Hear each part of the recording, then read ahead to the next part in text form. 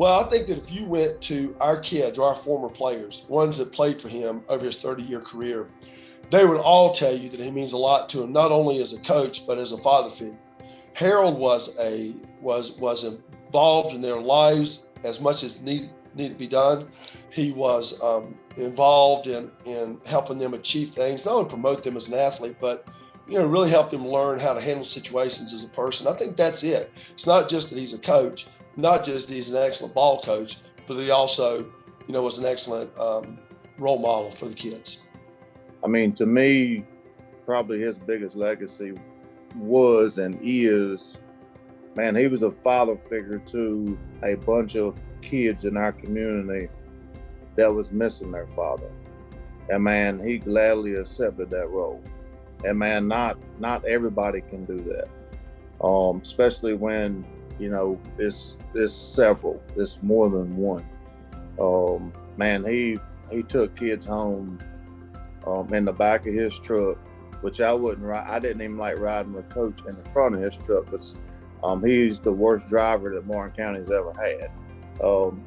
What he did with kids that needed him at that particular time was probably one of the most valuable things that, man, he's done in his career. In the business of education and coaching, he taught me early that it's a people business.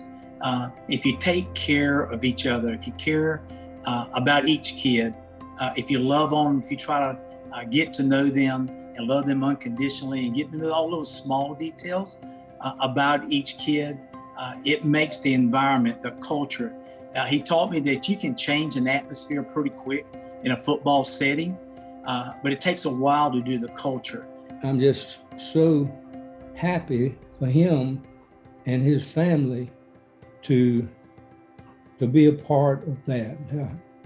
He's done such a great job as in athletics, and also in the activities that go along with being in the High School Athletic Association. This award couldn't be given to a person any better than he.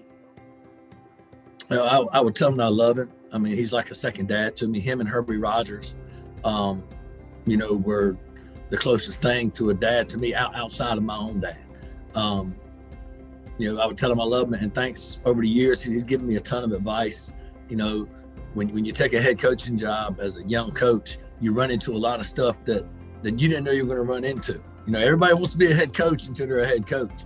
So I always called Coach Robinson and Coach Rogers when I had dilemmas or when I had different problems or issues on the team and asked their advice because I know they had been through it. But I would love for him to get back into coaching as well. Even if he's only not necessarily a head coach, but coming in and being a position coach or a coordinator or something. I think he'd really enjoy that again, to get back into it.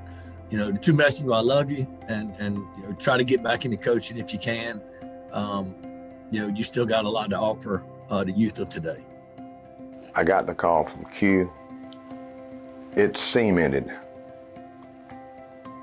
my career, and it's been a tailwind since December.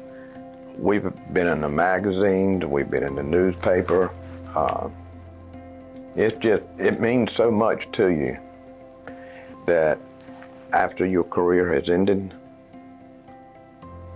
that you're still getting recognized.